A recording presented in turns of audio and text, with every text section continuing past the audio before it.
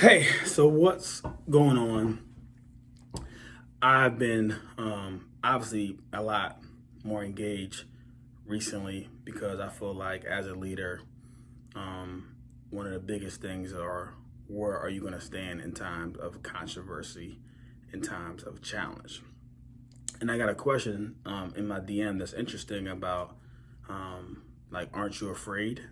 Like, how can you be so vocal and so positive in times like this? Like, the economy is tanking. Obviously, there's a lot of fear that's going on all over the place, and it's true. But that's when I realized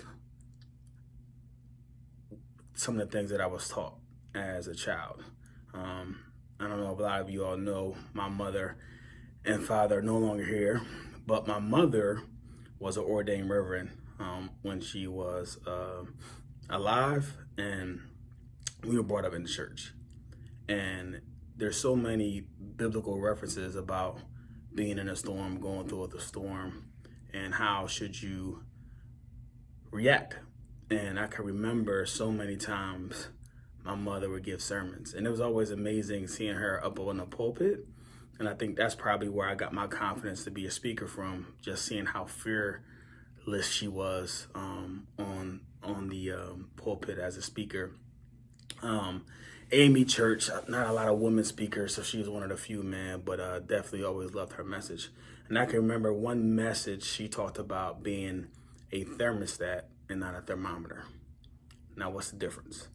See, thermostats are something that regulates the temperature.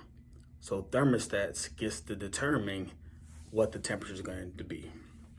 A thermometer, it just reads the temperature. So I see right now a lot of people acting like thermometers. They're seeing what the news is saying, what all the fear mongers are saying, and they're acting just like that. They're fearful. If it's 35 degrees outside and you're a thermometer, then guess what? You're 35 degrees. So your temperature is dictated by the temperature of outside forces. But when you're in a thermostat, you dictate where you're going to be. So it could be 35 outside, but it'd be 75 with you in your surroundings, because you choose not to participate in all the fear. You choose not to participate in all of the doom and gloom. And why? It's because you have faith. Because you know that, in the Bible it talks about the Lord never leaving you or forsaking you. It talks about the story of the disciples where they were all on a boat, and in the midst of a storm, Jesus was asleep, and they woke Jesus up fearfully, telling him like, "Hey man, like you sleep, we're about to perish, we're about to die. Like, what are you doing?" So Jesus wakes up. He ordered the sea to be still, and then he goes to his disciples and say, "Hey, why are you so fearful? Why do ye not have faith?" And what he was saying to them, that, his word and his promise was that he's going to protect them. And I think a lot of us right now are looking at the storm, we're on the boat, and we're afraid. And most times when people are on the boat and it's rocking, like sometimes they get thrown off the boat just because how crazy they're acting on the boat before they get all the information. So I think this is a great time for us to really hunker down and really have faith and realize that everything's going to be all right. Now, what does that mean? Everything's going to be all right. It's not saying that you won't be in a storm. It's not saying that you're not currently into a storm. But I will submit to you that right now, currently, you have survived 100% of your bad days. And guess what? You're going to survive this too. One way or another, you're going to survive it.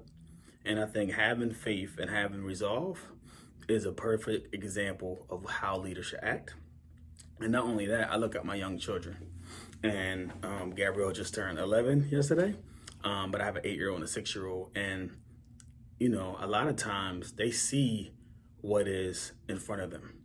And their demeanor and how they act is a direct correlation on how me and my wife act.